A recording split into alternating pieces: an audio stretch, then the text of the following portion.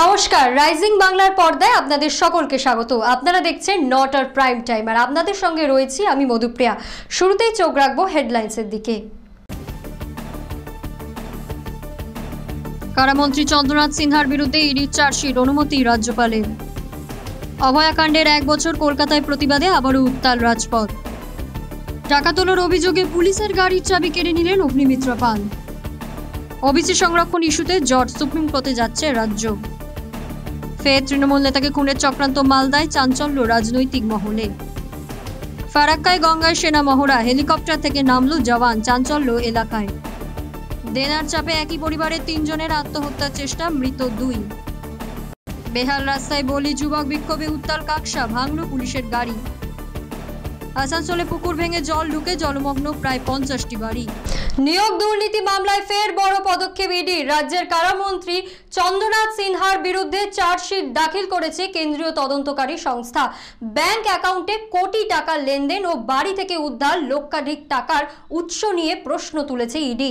বিচার প্রক্রিয়া শুরুর অনুমতি রাজ্যপাল সিভি আনন্দ বোসের। কি বললেন রাজ্যপাল, শুনবো। নিয়োগ দুর্নীতি মামলায় রাজ্যের কারামন্ত্রী চন্দ্রনাথ সিনহার বিরুদ্ধে চার্জশিট দাখিল করেছে ইডি। কেন্দ্রীয় সংস্থার অভিযোগ, মন্ত্রীর 2টি ব্যাংক অ্যাকাউন্টে 2016 থেকে 2021 সালের মধ্যে জমা পড়েছে 1.5 কোটি টাকা, যার উৎস সম্পর্কে সদুত্তর দিতে পারেননি তিনি। মন্ত্রী চন্দ্রনাথের বাড়ি থেকে উদ্ধার হওয়া 40 লক্ষ টাকা নিয়েও তিনি কোনো ব্যাখ্যা দিতে পারেননি বলে দাবি ইডির। কুন্তল ঘোষের সঙ্গে আর্থিক লেনদেনের সূত্র ধরেই উঠে আসে তার নাম। ইডির চার্জশিট দাখিলের পর বিচার প্রক্রিয়া শুরুর অনুমতি দিয়েছেন রাজ্যপাল সিভি আনন্দ বোস। প্রসঙ্গত, এর আগে 2বার তলব করেও ইডির মুখোমুখি হননি মন্ত্রী। অবশেষে বৃহস্পতিবার হাজিরা দিলেও তার আগেই আদালতে চার্জশিট জমা পড়ে যায়। The ED had given certain documents in which they implicated his role as a minister in bribe cases, and in one of the raids some unaccounted money was also recovered from him. I went through the documents that were given to me, took legal opinion and sanctioned prosecution against the serving minister. গত বছর 9 August ঘটে গিয়েছিল রাজ্য কাঁপানো অভয়াকাণ্ড। তরুণী চিকিৎসকের ধর্ষণ ও নৃশংস খুনের ঘটনায় শনিবার 1 বছর পূর্ণ হতে চলেছে। সেই ঘটনাকে কেন্দ্র করে ফের প্রতিবাদে উত্তাল হচ্ছে শহরের রাজপথে একাধিক সংগঠন গ্রহণ করছে নানা কর্মসূচি, যার মধ্যে রয়েছে মশাল মিছিল, রাতভর অবস্থান এবং শেষে নবান্ন অভিযান। শনিবার মূল কর্মসূচি নবান্ন অভিযান ঠেকাতে ইতিমধ্যেই নিরাপত্তা জোরদার করছে প্রশাসন। বসানো হচ্ছে বাঁশ, শালকুটি ও লোহার ব্যারিকেড। গত বছর 9 আগস্ট তরুণী চিকিৎসক অভয়ার ধর্ষণ ও খুনের ঘটনায় শনিবার 1 বছর পূর্ণের আগে ফের উত্তাল হচ্ছে শহর। স্মরণ ও প্রতিবাদে বিভিন্ন সংগঠন একাধিক কর্মসূচি নিয়েছে। জুনিয়র ডক্টর ফ্রন্টের উদ্যোগে শুক্রবার রাতে কলেজ স্কোয়ার থেকে শ্যামবাজার পর্যন্ত মশাল মিছিল এবং সারা রাত অবস্থান কর্মসূচি হবে। বাম ছাত্র যুব সংগঠন ও কংগ্রেসও পৃথক কর্মসূচি নিয়েছে, যার মধ্যে সিবিআই দপ্তরের সামনে বিক্ষোভ রয়েছে। মূল কর্মসূচি শনিবার, যেদিন অভয়ার পরিবার নবান্ন অভিযানের ডাক দিয়েছে। বিরোধী দলনেতা শুভেন্দু অধিকারী এই কর্মসূচিকে সমর্থন জানিয়েছেন। নবান্ন অভিযান ঠেকাতে হাওড়া সিটি পুলিশ কড়া নিরাপত্তা ব্যবস্থা নিয়েছে। শহরের প্রবেশ পথে বাঁশ, শালকুটি ও লোহার ব্যারিকেড বসানো হচ্ছে। রাস্তা খুঁড়ে কংক্রিট ঢালাই করেও প্রতিবন্ধক তৈরি করা হচ্ছে, যদিও যান চলাচল স্বাভাবিক রাখা হবে। আসানসোলে পুলিশের গাড়ি থেকে টাকা তোলার অভিযোগে চাঞ্চল্য। সরব বিজেপি বিধায়ক অগ্নিমিত্রা পাল রাস্তার ওপরেই গাড়ি দাঁড় করিয়ে সিভিক ভলেন্টিয়ারকে ধমক, কেড়ে নেন গাড়ির চাবি।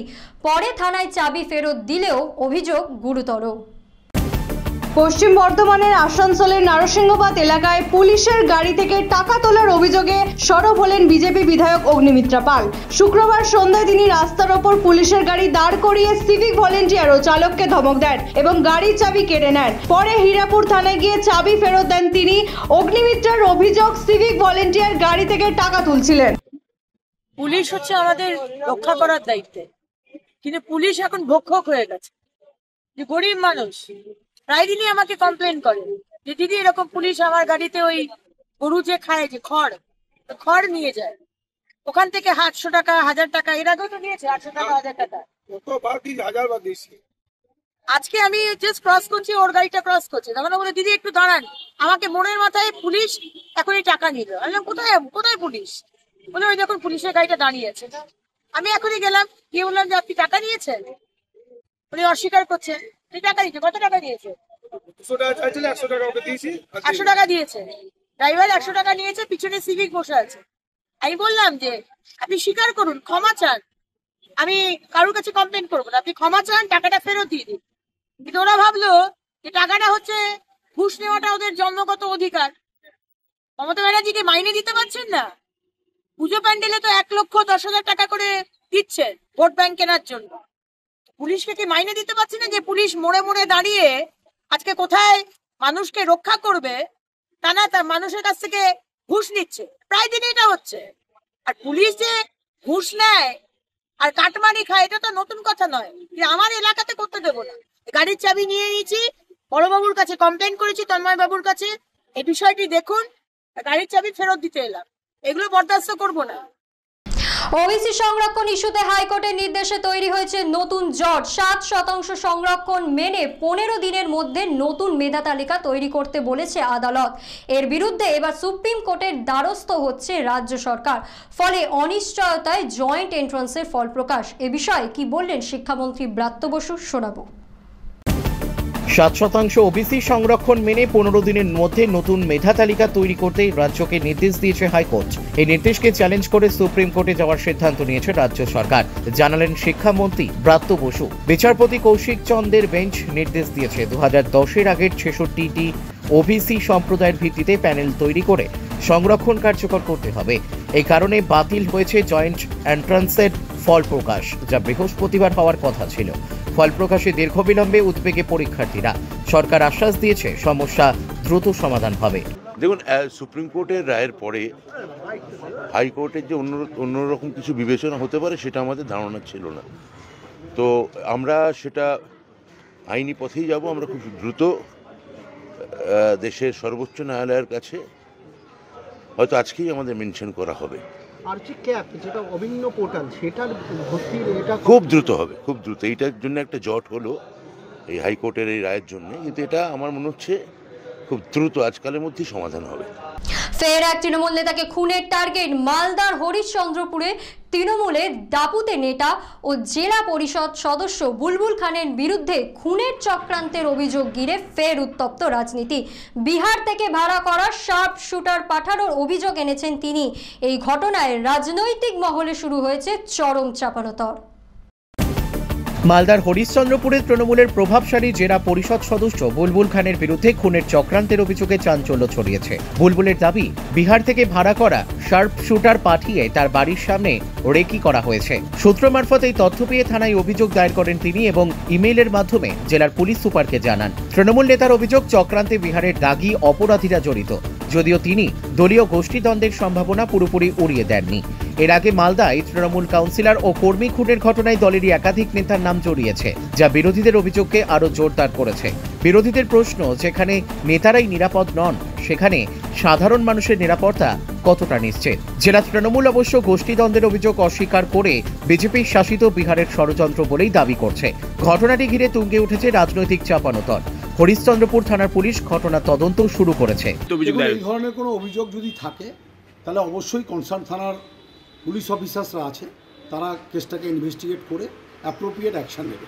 কারণ বাংলায় রুল অফ ল এস্টাবলিশড আছে under the leadership of our beloved chief minister Mamata Banerjee. কাজে এই নিয়ে অরিড হওয়ার কোনো সমস্যা নেই। মালদা জেলায় তৃণমূলের গোষ্ঠীদ্বন্দ্ব আমরা একদম প্রথম থেকে দেখতে পাচ্ছি সরকারে আসার সময় থেকে, এবং সেটা বাড়তে বাড়তে এমন অবস্থায় যে গেছে যে একজন নেতা আরেকজন নেতাকে খুন করার জন্য বাইরে থেকে শুটার ভাড়া করছে। এবং আমরা এটা দেখেছিলাম প্রথম এবছরের শুরুতেই বাবলা সরকার খুন হলেন। খুনের অভিযোগ কার দিকে? তৃণমূলের টাউন সভাপতির দিকে। এই ঘটনার আবার পুনরাবৃত্তি হতেই পারে। অভিযোগ আমরা আমাদের হরিশ্চন্দ্রপুর আইসি স্যারকে তো জানিয়েছি, আর কিছুদিন আগে আমি মেলও করেছিলাম, আর আবার মেল করেছি এসপি সাহেবকে। অ্যাকচুয়ালি কিছু সোর্সে জানা যায় কিছু দুষ্কৃতী আমাকে মারার একটা পরিকল্পনা করেছে। ফারাক্কার গঙ্গার ওপর হঠাৎ সেনা জওয়ানদের অস্ত্রসহ তৎপরতায় চাঞ্চল্য ছড়ালো এলাকায়। হেলিকপ্টার থেকে নামলেন জওয়ানরা, শুরু হলো স্পিড বোটে টল। কী কারণে এই অভিযান, পরে মিলল মহড়ার ব্যাখ্যা। শুক্রবার সকালে ফারাক্কা তালতলা গঙ্গাঘাটে হঠাৎ সেনা জওয়ানদের অস্ত্রসহ নামতে দেখে চাঞ্চল্য ছড়া এলাকায়। একটি বায়ুসেনার হেলিকপ্টার ফারাক্কা হেলিপ্যাডে নামার পর সেখান থেকে সেনারা স্পিড বোটে গঙ্গায় নামেন ও টহল শুরু করেন। বর্ষার জলে উত্তাল গঙ্গায় সেনাদের এই তৎপরতা দেখে ভিড় করেন স্থানীয় বাসিন্দারা। পরে জানা যায় এটি একটি মহড়া ছিল। শিলিগুড়ি থেকে হেলিকপ্টারটি আসে এবং প্রায় 70-80 জন সেনা এতে অংশ নেন। তবে সেনা দপ্তরের পক্ষ থেকে এ বিষয়ে আনুষ্ঠানিকভাবে কিছু জানানো হয়নি। ফের ট্যাংরা কাণ্ডের ছায়া রাজার হাতে। ডেনার চাপে একই পরিবারের 3 জনের আত্মহত্যার চেষ্টা, প্রাণ গেল 2 মহিলার। আশঙ্কাজনক অবস্থায় হাসপাতালে ভর্তি পুরুষ সদস্য। ঘটনায় চাঞ্চল্য ছড়িয়েছে দেবী পার্ক এলাকায়। রাজারহাট নারায়ণপুরের দেবী পার্কে ট্যাংরা কাণ্ডের কার্যত পুনরাবৃত্তি। ডেনার চাপে একই পরিবারের 3 জন আত্মহত্যার চেষ্টা চালান। পরিবারের 2 মহিলা ঘটনাস্থলে মারা যান এবং পুরুষ সদস্য সঞ্জয় দে গুরুতর অসুস্থ অবস্থায় আরজিকর হাসপাতালে চিকিৎসাধীন। পুলিশ সূত্রে জানা গিয়েছে, শেয়ার বাজারের সঙ্গে যুক্ত সঞ্জয় দে প্রচুর দেনায় জর্জরিত ছিলেন। প্রায় 9 মাস ধরে ভাড়া থাকছিলেন এলাকায়, তবে স্থানীয়দের সঙ্গে খুব বেশি মেলামেশা করতেন না। বৃহস্পতিবার প্রতিবেশীরা ফ্যানের শব্দ ও জলের আওয়াজ পেয়ে ডাকাডাকি করেও সাড়া না মেলায় বাড়িওয়ালাকে খবর দেন। পুলিশ এসে দরজা ভেঙে 3 জনকে উদ্ধার করে। প্রাথমিক তদন্তে জানা গিয়েছে তারা প্রায় 40টি প্রেসার ও ঘুমের ওষুধ সেবন করেছিলেন। তবে ডেনার চাপে আত্মহত্যা নাকি এর পেছনে অন্য রহস্য রয়েছে তা খতিয়ে দেখছে স্থানীয় থানার পুলিশ। খারাপ রাস্তার বলি এক যুবক। পশ্চিম বর্ধমানের কাকসায় লরির ধাক্কায় পিষ্ট হয়ে মৃত্যু হলো 24 বছরের এক যুবকের। ঘটনার পর উত্তেজিত জনতা রাস্তায় নেমে ভাঙচুর ও বিক্ষোভ শুরু করে। পুলিশ গেলে তাদের গাড়িও রেহাই পায়নি। পশ্চিম বর্ধমানের কাকসার সিলামপুরে লরির ধাক্কায় পৃষ্ঠ হয়ে মৃত্যু হল কৃষ্ণ বাউরির, বয়স 24 বছর। শুক্রবার সকালে সাইকেলে করে বাজার যাওয়ার পথে খারাপ রাস্তার কারণে তিনি লরির পেছনের চাকায় পড়ে ঘটনাস্থলে মারা যান। দুর্ঘটনার পর উত্তেজিত জনতা একটি লরি ও ডাম্পার ভাঙচুরের পাশাপাশি রাস্তা অবরোধ করে বিক্ষোভ দেখান। পরিস্থিতি নিয়ন্ত্রণে পুলিশ গেলে তাদের 3টি গাড়িতেও ভাঙচুর চালানো হয়। স্থানীয়দের অভিযোগ, বেহাল রাস্তার জন্য প্রায়ই এই ধরনের দুর্ঘটনা ঘটছে। ঘটনাকে কেন্দ্র করে উত্তেজনা ছড়িয়েছে এলাকায়। এই বর্ষাকাল কন্টিনিউ যে আপনার যে রাস্তার যে পরিস্থিতি, কখনো টোটো উল্টে যাচ্ছে, পা হাত ভেঙেছে কিছুদিন আগে টোটো উল্টে, বাইক তো দুর্ঘটনা হচ্ছেই, পড়ে যাচ্ছে, সাইকেল তো দুর্ঘটনা হচ্ছে। আমরা চাইছি একটা যাতে এই বালিঘাটটা বন্ধ করা যাক, বা যদি বালিঘাট চলে ওরা কিছু বিকল্প ব্যবস্থা করে ঘাটে গাড়ি চলে। গ্রামের রাস্তা প্রশাসন দেখছে, পঞ্চায়েত দেখছে, মুখে তালা বন্ধ আছে, তারা কিছু পাচ্ছে। আজকে আমি ব্যক্তিগতভাবে যদি বলি, তখন আমার উপর তো হচ্ছে মহিলা দিকে হামলা করবো, পুরুষ দিকে হামলা করবো। আসানসোলের রাধানগর রোডে হঠাৎ পুকুর ভেঙে জল ঢুকে পড়ল একাধিক বাড়িতে। জলমগ্ন হয়ে পড়েছে প্রায় 50টি ঘরবাড়ি। ক্ষতিগ্রস্ত হয়েছে বাসিন্দাদের জিনিসপত্র, বাড়ছে আতঙ্ক। ঘটনাস্থলে পৌঁছেছেন স্থানীয় কাউন্সিলর ও কর্পোরেশন আধিকারিকরা। কি বললেন তারা, শুনবো। আসানসোলের রাধানগর রোড, রেলগেট, খাটাল, মশানঘাট ও ছিন্নমস্তা এলাকায় হঠাৎ পুকুর ভেঙে জল ঢুকে প্রায় 50টি বাড়ি জলমগ্ন হয়ে পড়ে। বৃষ্টির জল মিশে বাড়িগুলিতে খাবার, বই খাতা ও অন্যান্য জিনিসপত্র নষ্ট হয়। আতঙ্কে স্থানীয় বাসিন্দারা রাস্তায় বেরিয়ে আসেন। স্থানীয় কাউন্সিলর শ্রাবণী মণ্ডল জানান, হতলা পুকুর ভেঙে পড়ায় ওই পরিস্থিতির সৃষ্টি হয়েছে। খবর পেয়ে তিনি ও কর্পোরেশনের বড় চেয়ারম্যান শিবানন্দ বাউরি ঘটনাস্থলে গিয়ে বাসিন্দাদের সঙ্গে কথা বলেন। এখন কথা উপরে যে পুকুরটা আছে ওটা ভেঙে গেছে, তারপরে সব ঘরগুলো একদম ডুবে গেছে, সব খাবার সব একদম নষ্ট হয়ে গেছে। 75 নম্বর ওয়ার্ডে হদলা বলে একটা পুকুর আছে, আপনারা সকলেই জানেন। সেখানে কি হয়েছে, পুকুরে ওভারফ্লো হওয়ার ফলে ওদের আউটলেটের যে নেট আছে সেটা কোনো কারণবশত ভেঙে যায়। তার ফলে ওখান থেকে যে হিসাবে জল বেরিয়েছে, আমাদের এই ছিন্নমস্তার উপরেরটা, তারপর খাটালের ওই দিকটা পুরো জলমগ্ন হয়ে যায়। প্রায় এতটা অব্দি জল বাড়ি বাড়ি ঢুকে যায়। ধীরে ধীরে সেটা আস্তে আস্তে ক্লিয়ার হয়েছে। আমরা সাথে সাথে খবর পাওয়ার সঙ্গে সঙ্গে আমাকে শ্রাবণী বিশ্বাস, এই ওয়ার্ডের কাউন্সিলর শ্রাবণী বিশ্বাস আমাকে ফোন করেছিল। আমি তাড়াতাড়ি এসেছিলাম, এসে আমি সেই জায়গাগুলো দেখলাম। সবাইকে আমরা, শ্রাবণী একদিক দিয়ে সতর্ক করছেন সবাই যাতে সুরক্ষিত থাকে, অসুবিধা যাতে না হয়, তাদেরকে যাতে বার করে সুরক্ষিত জায়গায় নিয়ে আসা যায় সেই নিয়ে তদারকি করছে কাউন্সিলর। আমি এই দিকটা দেখছি। আর আমরা যে হদলা পুকুরে যে চাষ করে, পুকুরটাতে একজন মালিক চাষ করে, মালিক সাহেব আমি ওদের কাউন্সিলরকে আমি কাঞ্চন মুখার্জিকে বললাম, কাঞ্চনদাকে, আমরা দাদা আপনি তাড়াতাড়ি ওর সাথে কথা বলুন। আমি ওর সঙ্গে কথা বললাম আজকের মধ্যেই ওটাকে জেসিবি দিয়ে বোল্ডারিং করে মাটি দিয়ে ওই জায়গাটাকে ভালো করে দেবে, এবং আগামী দিনে যদি এরকম ঘটনা না ঘটে, মানে মানুষ খুব অসুবিধার মধ্যে পড়েছে আপনার জন্য, যদি হয় তাহলে আপনার উপর আমরা আইনত ব্যবস্থা নেব। আজকের মতো এই পর্যন্তই, ফিরে আসবো আগামীকাল ঠিক এই সময়। চোখ রাখুন রাইজিং বাংলার পর্দায়। দেখি বাংলার মুখ।